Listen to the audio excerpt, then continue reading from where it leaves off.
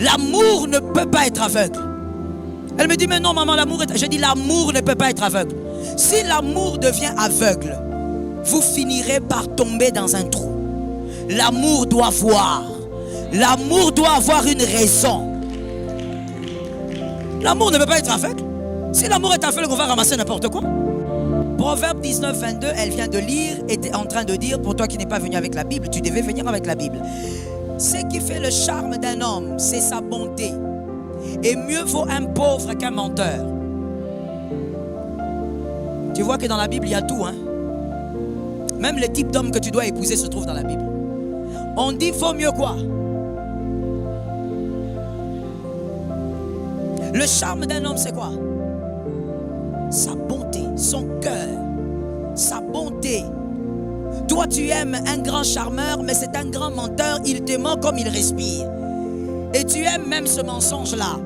Quand il te dit au téléphone, écoute chérie, je suis juste ici à côté. C'est dans les fiançailles. Tu sens toi-même qu'il te ment, qu'il n'est pas là-bas. Il y a le bruit de l'arrêt de Kitambo. Mais tu es... toi-même, tu te convaincs. Toi-même, tu acceptes le mensonge. Ma soeur, vaut mieux un pauvre qu'un... Un pauvre, tu le sors de la pauvreté. Est-ce que quelqu'un m'entend?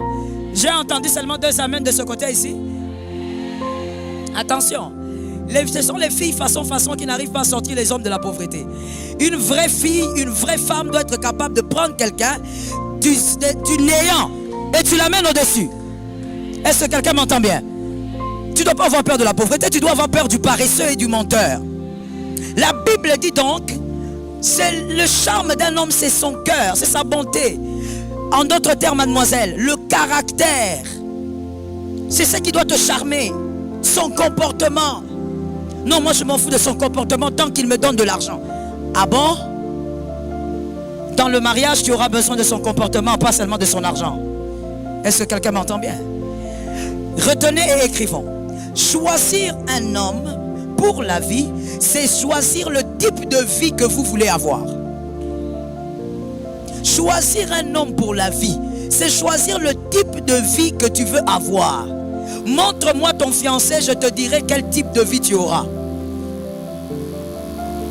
Ce n'est pas dans l'avenir, c'est non, le choix là seulement. Le choix là. L'homme qu'on choisit définit le type de vie qu'on va avoir. Choisir un homme, c'est choisir le type de vie qu'on va avoir.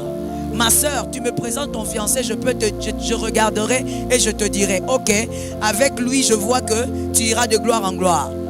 Avec lui je vois que vous allez parcourir le monde. Je n'ai pas besoin qu'il parle, j'ai besoin de le voir et d'observer son comportement. Mais avec quelqu'un d'autre, tu me l'amènes, je dis avec lui tu vas t'arrêter à Brazza. Choisir un homme est un grand risque. Aujourd'hui qu'on est marié par la grâce de Dieu depuis quelques petites années, nous réalisons, je réalise tous les jours que j'avais pris un risque. J'avais mis ma vie en danger. Oui, choisir un homme, c'est mettre sa vie. Tu es vraiment une femme. Oui, celui que tu vas choisir sera ton chef. C'est donc lui qui va conduire. C'est lui qui va guider. C'est lui la tête du train. Tu mets ta vie en danger. Tu mets ta vie en risque si tu ne choisis pas un homme convenablement. Le type d'homme que vous choisissez définit le type de vie que vous aurez.